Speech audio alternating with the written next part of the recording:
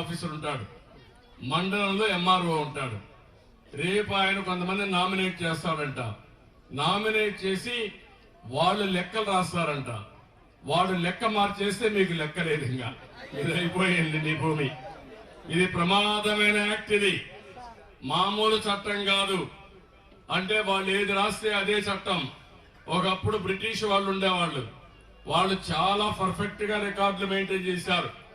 జమాబందీ పెట్టేవాళ్ళు. మీకు చాలా మంది కుర్రోళ్ళకి తెలియదు, ఇప్పుడు ఉండేవాళ్ళకి. మేము చిన్నప్పుడు చూసాం, పెద్దవాళ్ళకి ఐడియా ఉంటుంది.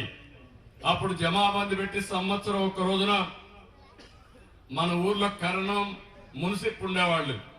వాళ్ళ లెక్కలన్నీ రాసి ఆడిట్ చేపించి ఎంఆర్ఓ స్టాంప్ వేసి ఈ భూమి నీదేనని శిస్తు కట్టించుకునేవాళ్ళు. అది ఆ రోజు పద్ధతి. తర్వాత ఎన్టీ రామారావు గారు వచ్చారు. దేవుడిచ్చిన భూమి నువ్విచ్చావా అని బ్రిటిష్ వాళ్ళు మీకేం మీరు ఇవ్వలేదు, ఇది నాది, మా తాత మా ముత్తాత తనని వచ్చింది కాబట్టి నా భూమికి శిస్తు కట్టను అని భూమి శిస్తు రద్దు చేసిన మహాయుగ పురుషుడు నందమూరి తారక రామారావు గారు. అలాంటి పాస్ బుక్ ఇచ్చి మేమందరం దాన్ని ప్రోత్సహిస్తే ఈ సైకో జగన్ వచ్చి దాని మీద ఫోటో వేసుకోవడమే కాకుండా ఇప్పుడు మీ లెక్కలు ఆయన చేతుల్లో పెట్టుకుని ఓటు వేయకపోతే భూమి లాక్కుంటానంటాడు, లేకపోతే మా మాట వినకపోతే మీ భూమి వేరే వాళ్ళ పేరుతో రాయిస్తామంటారు. ఊర్లో కూడా తప్పుడు విధానాలు చేస్తారు. భవిష్యత్తులో మీరు ఒకటే గుర్తుపెట్టుకోండి, మీ ఆస్తి కూడా మీది కాకుండా చేసే కుట్రలు కుతంత్రాలు జరుగుతున్నాయి. దీనికి ఒకటే మార్గం. ఏంటి ఆ మార్గం?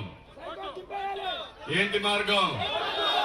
అదొకటి కనకదాస్ సాక్షిగా మీరు ఆలోచించుకుని మీ భవిష్యత్తు కోసం, మీ పిల్లల భవిష్యత్తు కోసం ఆలోచించండి.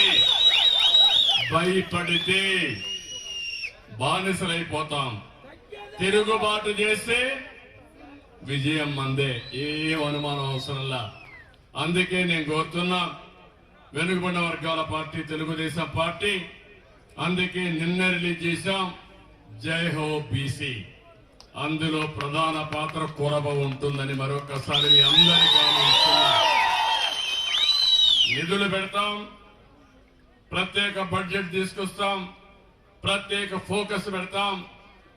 తెలుగుదేశం పార్టీని 42 సంవత్సరాలుగా మోసిన బీసీ కులస్తుల్ని, కురబ కులస్తుల్ని పూర్తిగా ఆదుకునే బాధ్యత తెలుగుదేశం పార్టీదని మరొక్కసారి మీ అందరికీ తెలియజేసుకుంటూ, ఈరోజు కనకదాసు విగ్రహం ఇక్కడ ప్రతిష్ఠించడం, దానికి నేను డొనేట్ చేయడం నా పూర్వజన్మ సుకృతో, నా అదృష్టంగా నేను భావిస్తూ మరొక్కసారి ఈ కార్యక్రమానికి వచ్చిన మిమ్మల్ని అందరినీ పేరు పేరున మనస్ఫూర్తిగా అభినందిస్తున్నా.